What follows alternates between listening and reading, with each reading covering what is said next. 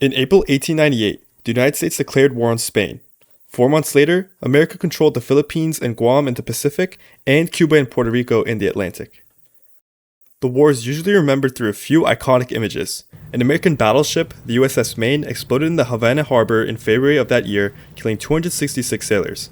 American newspapers, especially those owned by William Randolph Hearst and Joseph Pulitzer, ran dramatic and often exaggerated coverage blaming Spain. That style of reporting that became known as yellow journalism inflamed public opinion and helped push the country towards war. And once that war began, Theodore Roosevelt led a voluntary cavalry unit called the Rough Riders, whose charge made him a national hero. Those are the images most people remember, but the forces that actually pushed the United States into the war had been building for years, and most of them were economic.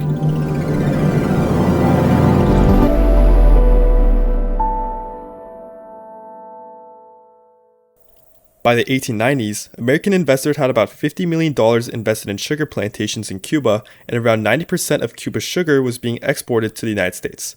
So even though Cuba was politically a Spanish colony, its economy was closely connected to the United States. That connection broke in 1894 when Congress passed the Wilson-Gorman Tariff, which introduced a 40% tax on sugar imports. As a result, Cuban exports to the United States dropped sharply within a year. Plantations shut down, workers lost their jobs, and the island's economy fell into a serious depression. A year later, Cuba rose up against Spain. The revolt had deep political causes, but the economic damage from the tariff made things worse and helped turn long-standing tensions into a full-scale uprising. Spain responded with a harsh crackdown, including forcing people into reconcentration camps, something that later became a major focus in American news coverage. Now, American sugar investors had a bigger problem. Their money was stuck in the middle of a conflict between Spain and Cuban rebels, and neither side was really able to protect those investments. By early 1898, Washington was paying close attention to what was happening in Cuba, and President William McKinley was facing increasing pressure to take action. In January, the McKinley administration sent the USS Maine to the Havana harbor. The official purpose was to protect American citizens and property in Cuba if the situation deteriorated further. The unofficial purpose was to signal to Spain that American patience was limited. On the night of February 15, 1898, the Maine exploded. 266 American sailors died. The cause was never conclusively established, but in the weeks that followed, the assumption in American public opinion was that Spain was responsible. The explosion amplified the calls for intervention the American commercial interests were actively lobbying for. The sugar trusts, shipping companies, and banks with Cuban exposure all wanted stability restored, ideally under American influence, but McKinley was still hesitating. The most consequential voice was Senator Redfield Proctor of Vermont. Proctor had business ties to Cuba and traveled there in early 1898 to see conditions firsthand. His Senate speech on March 17, 1898, calm, factual, and delivered by a senator previously skeptical of war, shifted Congress decisively towards intervention. Eventually, McKinley sent his war message to Congress on April 11th, which led to the declaration of war.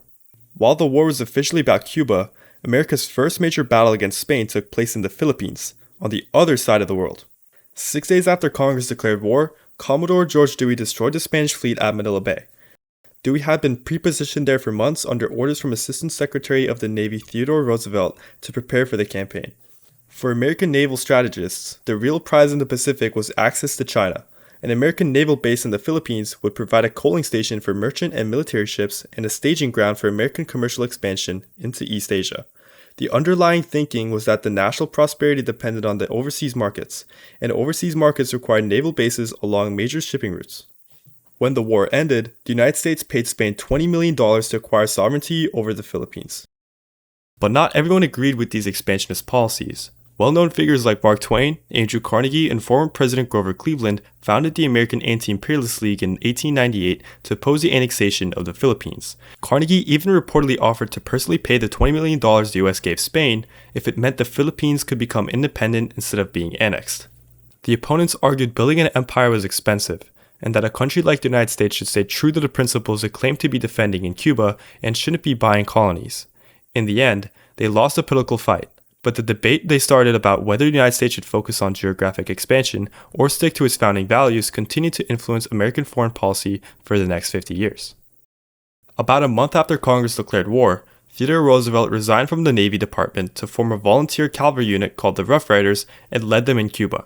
His victory at Kettle Hill outside of Santiago made him a national figure and eventually launched a political career that took him to the governorship of New York within months and the presidency within 3 years.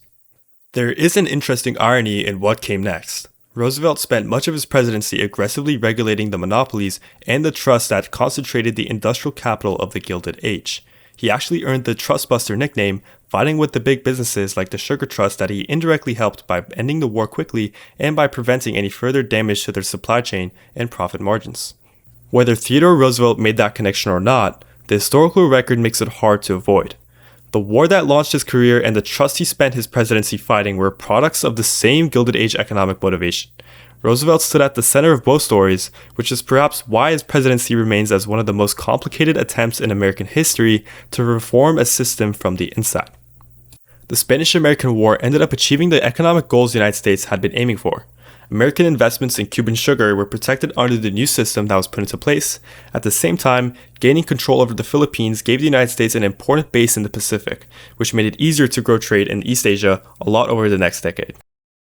The pattern established in 1898, in which commercial interests were shaping foreign policy, would later repeat in Panama, Nicaragua, and Hawaii. Historians today generally agree that economic motives were central to the American expansion during this period, even as the public justification remained humanitarian. Understanding the economic drivers underneath helps explain why the map of American influence in 1900 looked the way it did.